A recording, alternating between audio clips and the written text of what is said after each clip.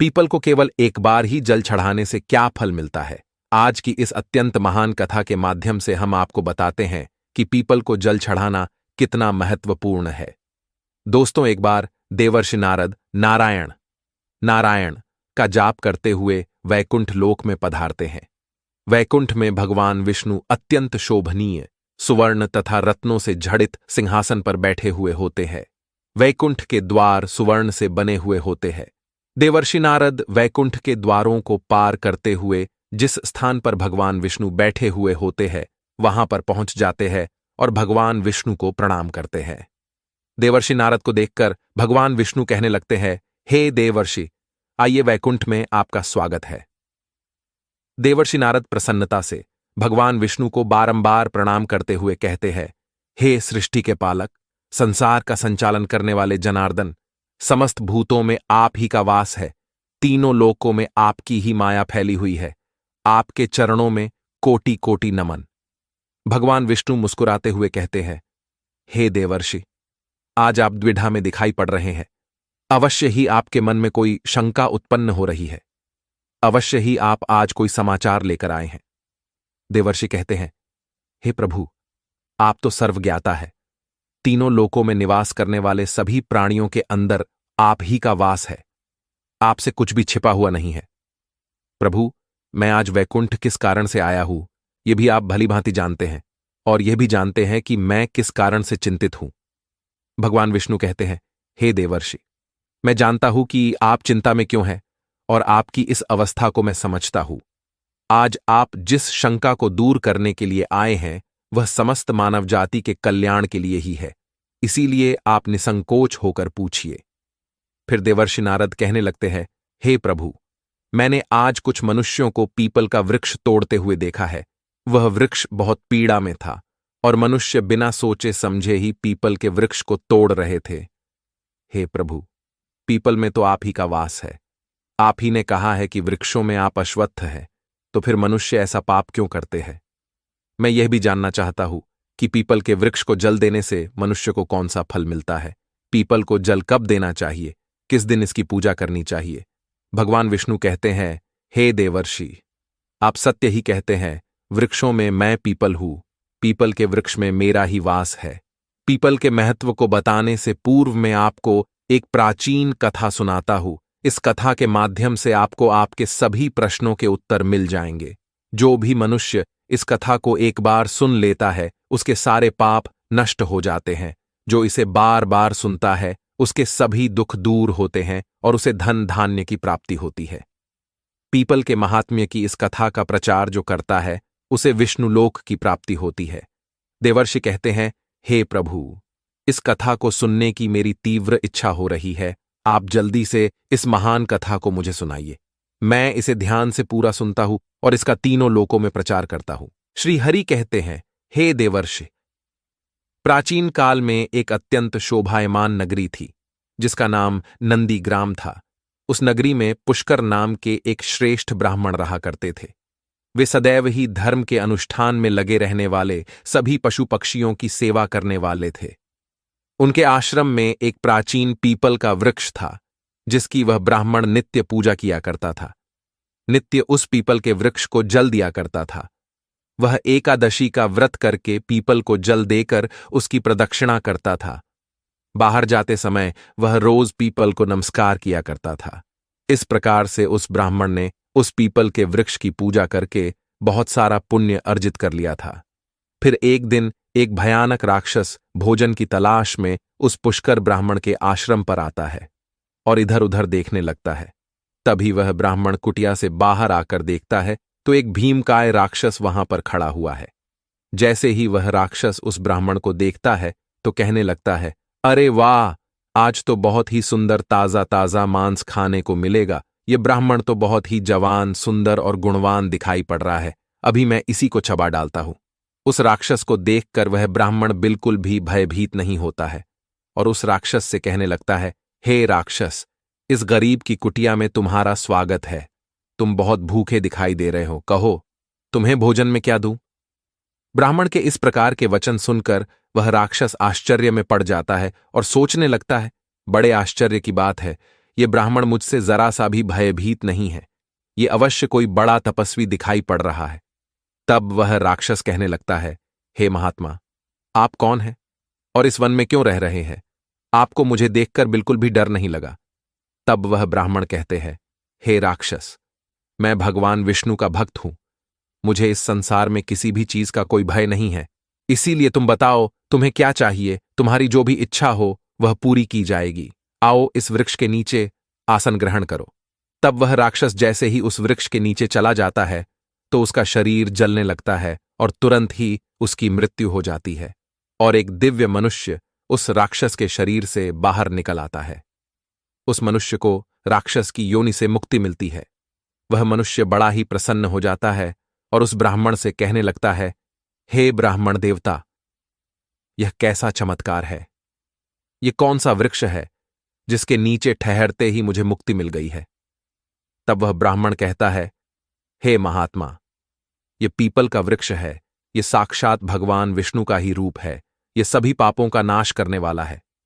इस वृक्ष के सानिध्य में आने से तुम्हारे सभी पाप नष्ट हो गए हैं। फिर वह दिव्य मनुष्य स्वर्ग की ओर जाने लगता है।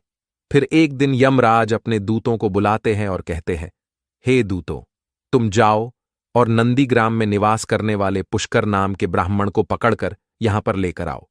यमराज का आदेश पाकर वे दूत यमलोक से धरती पर आते हैं और उस ब्राह्मण को जीवित ही पकड़कर यमलोक ले जाने लगते हैं। रास्ते में महात्मा पुष्कर उन दूतों से कहने लगते हैं, हे दूतों, तुम ये क्या कर रहे हो? मेरी तो मृत्यु भी नहीं हुई है और तुम मुझे पकड़कर यमलोक लेकर क्यों जा रहे हो? फिर वे यमदूत कहने लगते हैं, अरे ब्राह्मण, तू चुपचाप हमारे साथ चल, खुद यमराज ने हमें तुझे उठाकर लाने का आदेश दिया है।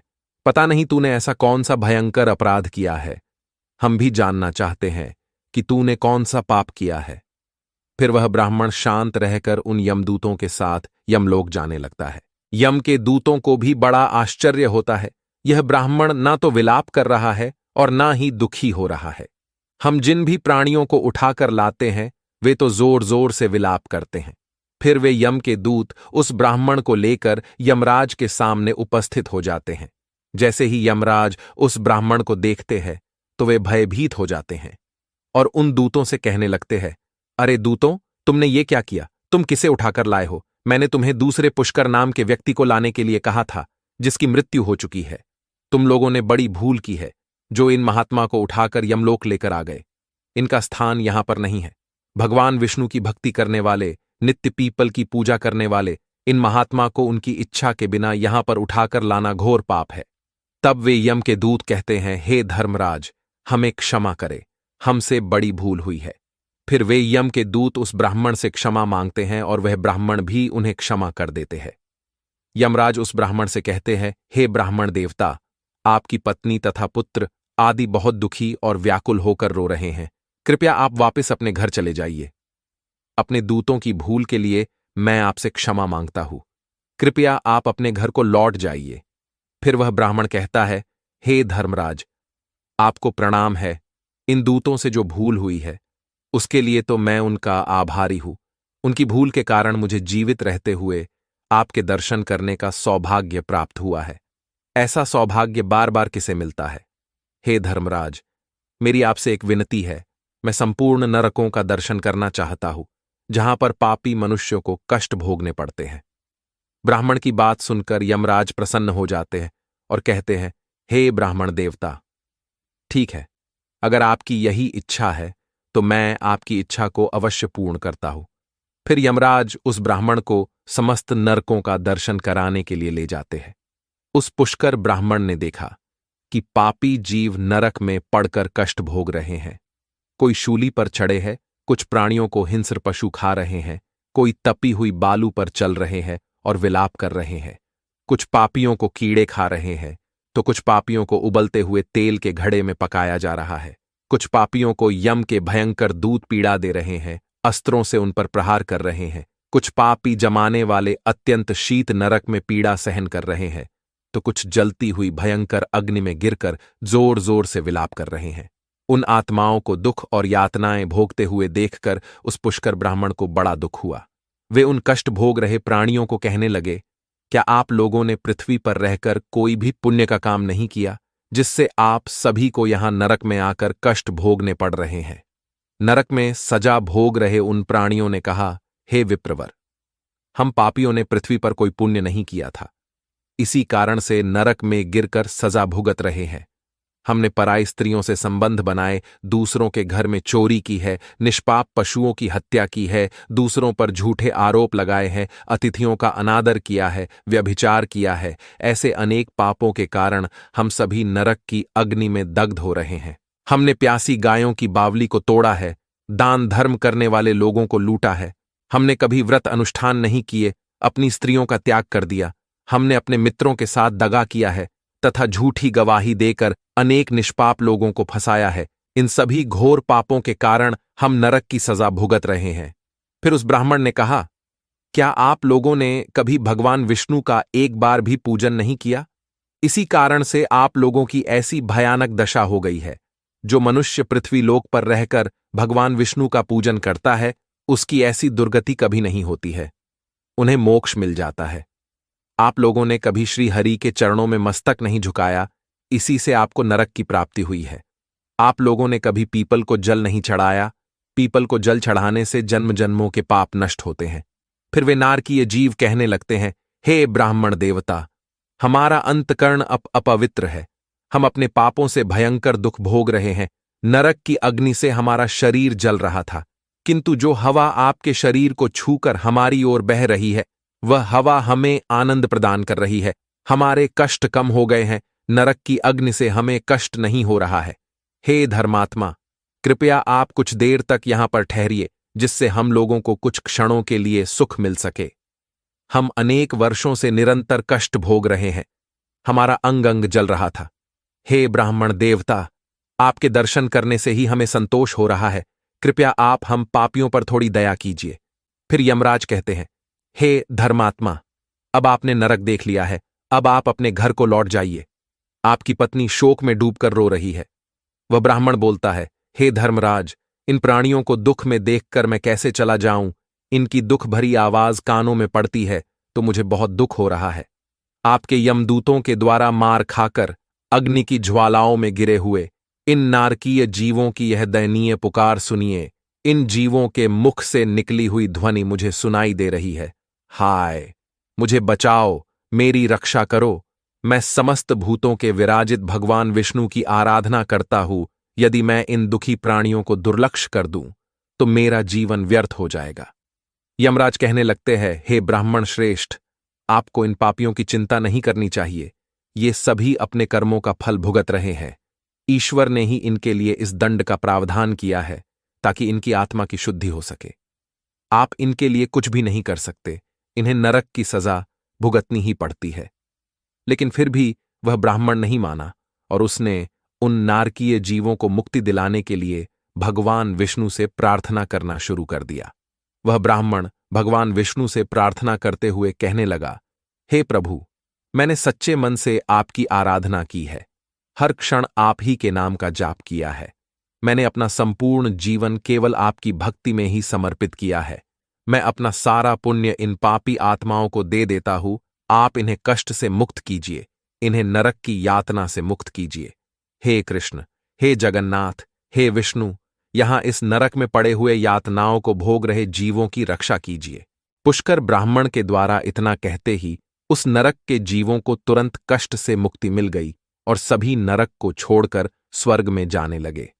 सभी नरक के जीव कहने लगे, हे ब्राह्मण, आपकी सदा जय हो, आपकी कृपा से हम पापियों को मुक्ति मिली है। इस प्रकार से गुणगान करते हुए वे सभी नरक के प्राणी स्वर्ग की ओर जाने लगे। किंतु उनमें से कुछ जीव अभी भी उस नरक में ही कष्ट भोगने लगे, उनको मुक्ति नहीं मिली। इस अद्भुत चमत्कार को देखकर यमराज आश्चर्य में पड़ गए। यमराज सोचने लगे, यह तो असंभव है। कौन से पुण्य के प्रभाव से इस ब्राह्मण ने इन नरक के प्राणियों को मुक्ति दिलाई है? फिर उस स्थान पर भगवान विष्णु प्रकट होते हैं। वह ब्राह्मण और यमराज भगवान विष्णु को नमस्कार करते हैं। यमराज भगवान विष्णु से पूछने लगते हैं, हे प्रभु, इस ब्राह्मण ने ऐसा कौन सा पुण्य किया है जो एक ही बार में इसने इतने सारे नरक के प्राणियों को मुक्ति दिलाई है और किस पाप के कारण ये नरक के जीव अभी भी सजा भुगत रहे हैं। तब भगवान विष्णु कहते हैं, हे धर्मराज, इस ब्राह्मण ने पीपल के वृक्ष को नित्य जल दिया है, उस वृक्ष का पूजन किया है, इसी कारण से यह इतना बड़ा पुण्यात्मा बन गया है कि इसमें नरक के जीवों को मुक्ति दिलाने का सामर्थ्य आ गया है। ये जो अन्य जीव अभी भी नरक में कष्ट भोग रहे हैं, इन मनुष्यों ने अपने पूर्व जन्म में पीपल के वृक्ष तोड़े हैं, इसी कारण से इनकी मुक्ति नहीं हो पाई है।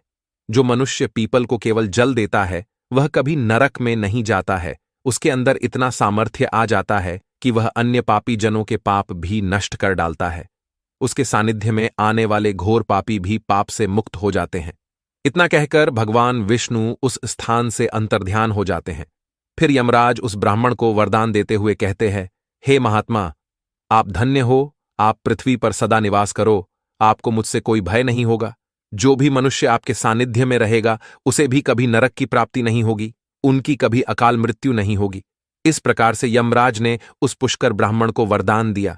इस ब्राह्मण ने यमराज को नमस्कार किया और पृथ्वी पर लौटकर आ गए और पहले की तरह नित्य भगवान विष्णु का पूजन करने लगे और पीपल को जल चढ़ाने लगे। भगवान विष्णु नारद से कहते हैं, हे नारद, इस प्रकार से मैंने तुम्हें पीपल को जल देने का महात्म्य सुना दिया है।